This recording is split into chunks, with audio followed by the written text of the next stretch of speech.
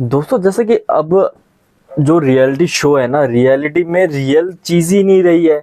चाहे हम big boss की बात करें, बिग बॉस में जो भी ओटीटी का तीसरा सीजन खत्म हुआ है वो भी एक तरह का रियलिटी शो कहा जाता था बिग बॉस को एक टाइम पे, लेकिन वो भी इस बार थोड़ा बहुत स्क्रिप्टेड सा नजर आया कि बिग बॉस के मेकर्स ने पूरा ही अपनी तरह ही शो को चलाने की कोशिश करी, क्योंकि जनता के हाथों में नहीं छोड़ा यार। जो कि एक कहा जाता था कभी एक पब्लिक प्लेटफॉर्म है, तो ऐसा कुछ नहीं है। ऐसे हम खतरों के खिलाड़ी की बात करें, खतरों के खिलाड़ी में भी ऐसा ही चीज इस बार हमें देखने को मिली।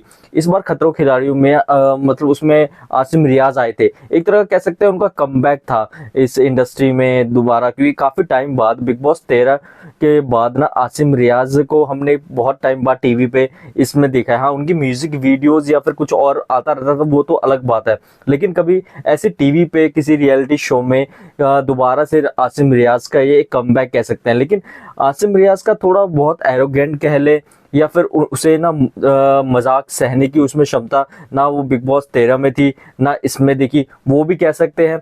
या फिर मेकर्स को ना इस्तेमाल करना था आसिम रियाज का, उसी से हाइप बना था खतरों खिलाड़ी का पोस्टर, प्रोमो, एपिसोड स्टार्टिंग के जो काटे। हाँ, हाल ही में अब एक दो एपिसोड के बाद आसिम रियाज निकल चुके हैं या मेकर्स ने निकाल दिया है, तो बहुत चीज़ें अभी चल रही है सोशल मीडिया पे।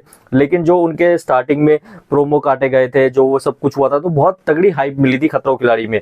तो ये हम कह सकते हैं ये भी एक तरह का एक स्क्रिप्टेड शो बनता जा रहा है, क्योंकि ना आसिम रियाज का ऐसा है ना, आसिम रियाज बिग बॉस 13 में ना से पहले उन्हें कोई नहीं जानता था। जब आए भी थे ना स्टेज पे, तो वो शो अभी भी आता है ना, क्योंकि सिद्धार्थ शुक्ला थे उस शो में, तो वो शो बहुत ज़्यादा ब्लॉकबस्टर हिट था। अभी तक ऐसा बिग बॉस के इतिहास में ऐसा शो कभी नहीं हुआ था। तो बिग बॉस 13 का जो सीजन था ना, वो बहुत ज़्यादा हिट था।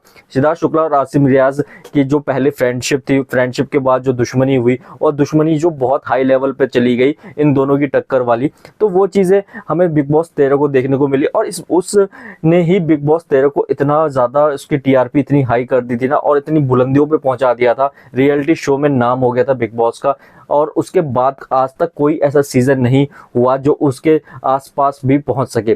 तो आसिम रियाज का उसमें बहुत ही ज्यादा इंपॉर्टेंट रोल था। तो आसिम रियाज का हम कह लें कि इतना टाइम बाद उन्होंने मेहनत करी या कुछ किया, या फिर खतरों खिलाड़ी में जो शो में जो इतने सारे कंटेस्टेंट आए हुए हैं ना, वो लगातार आसिम रियाज को मॉक कर रहे थे, ज्यादा मतलब तंग कर रहे थे, कुछ ना कुछ पोक कर रहे थे कि वो कुछ कहे। क्योंकि आसिम रियाज का ना हमने देखा टेम्परामेंट और जो पेशेंस लेवल ना ज़्यादा नहीं है, वो जल्दी ही हाइपर हो जाते हैं, छोटी छोटी बातों में मजाक सहने की क्षमता नहीं होती है। चाहे वो बिग बॉस 13 में कर लो, या फिर खतरों के खिलाड़ी की जो प्रोमो या फिर एपिसोड आए थे जिसमें वो निकल गए हैं, तो फिर वो चीज़ें हैं। यहाँ तक कि मेकर्स के साथ, यहाँ और कैमरामैन जो क्रू मेंबर्स हैं, रोहित शेट्टी और कंटेस्टेंट के साथ, सबके साथ आसिम रियाज की बहस दिखाई गई। लेकिन ना इसमें दो पहलू भी नजर आते हैं। एक ये कि क्या आसिम रियाज का इस्तेमाल कर रहे थे मेकर्स, क्या फिर खतरों खिलाड़ी एक रियलिटी शो जो चल रहा था फिर एक स्क्रिप्टेड शो की तरफ मुड़ गया है, क्योंकि ऐसा ही हमें देखने को मिला। हम पहले एक पहलू की बात करते हैं ना, कि आसिम रियाज को मतलब जितने भी कंटेस्टेंट ना सब पोक कर रहे थे, सब उसके बारे में बोल रहे थे।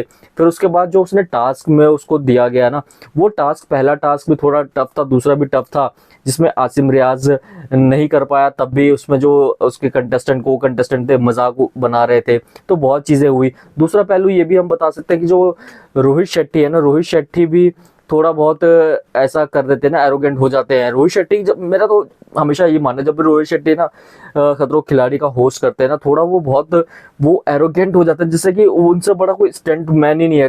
हाँ, माना कि वो ऐसी मूवीज बनाते हैं जिसमें गाड़ियां उड़ती है, लेकिन उसमें भी बिना सर पैर की ही मूवीज होती है वो, जिसमें गाड़ी बिना ही मतलब के इधर से एक दूसरे के ऊपर उड़ती है, तो एक्शन मूवी करते हैं। लेकिन रोहित शेट्टी का भी आसिम रियाज को बोलना कि तुझे मैं उठाकर पटक दूंगा, उसके बाद आसिम रियाज का बहुत ज्यादा और हाइपर होना, तो बहुत चीजें इस शो ने ऐसी कर दी ना, हाइप क्रिएट कर दी, और बहुत ज्यादा ना ऑडियंस पे कि आसिम रियाज इतना एरोगेंट है कि वो नहीं। लेकिन अंदर की बातें भी ये है ना, कि आप जो शो में कंटेस्टेंट आ रहे हैं, जैसे कि अभिषेक है और शालीन भनोट है, जो भी है यार, वो बिग बॉस का उसमें भी देखा था यूं करके रह गया था पूरा पीछे। और अभिषेक का तो पता है कितना वो एग्रेसिव, उससे ज्यादा कुछ नहीं था बिग बॉस में।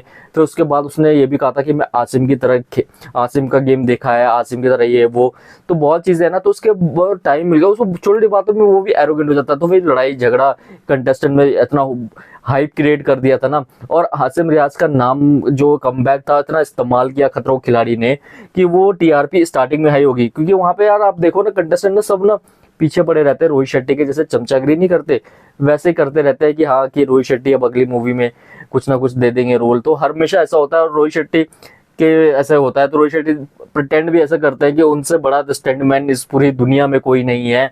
भाई खतरों खिलाड़ी कर रहे हैं मतलब सारा स्टंट मैं खुद कर सकता हूँ, ये वो तो बहुत चीजें हुई है। तो आसिम रियाज को हम 100% गलत नहीं कह सकते। हाँ ये कह सकते हैं कि उसे 100% देना चाहिए था, चाहे शो में कुछ भी हो, उसे अपने आप ऊपर होना चाहिए था। हर टास्क अच्छा बेहतरीन परफॉर्म करके सबका मुंह बंद करके फिर जाना चाहिए था शो से बाहर, ना कि ऐसे। हाँ थोड़ा उसमें एरोगेंट आ जाता है, लेकिन वो आसिम रियाज का ये पर्सनैलिटी ही ऐसी है, चाहे बिग बॉस 13 में हो या फिर बाहर किसी भी चीज में हो ना, आसिम रियाज की पर्सनैलिटी ऐसे। तो थोड़ा बहुत इसमें हो गया है, तो बहुत चीजें इसमें शो के मेकर्स का भी ये हुआ। तो वही है ना, अब हम ये कह सकते हैं कि रियलिटी शो अब रियल नहीं रहे।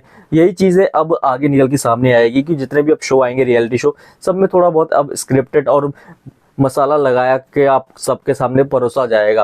दोस्तों आपको क्या लगता है, आपकी क्या राय है इस मतलब इस पूरे मामले में? कमेंट करके जरूर बताएं। वीडियो अच्छी लगी वीडियो को लाइक करें, चैनल को हमारे सब्सक्राइब जरूर कर दें।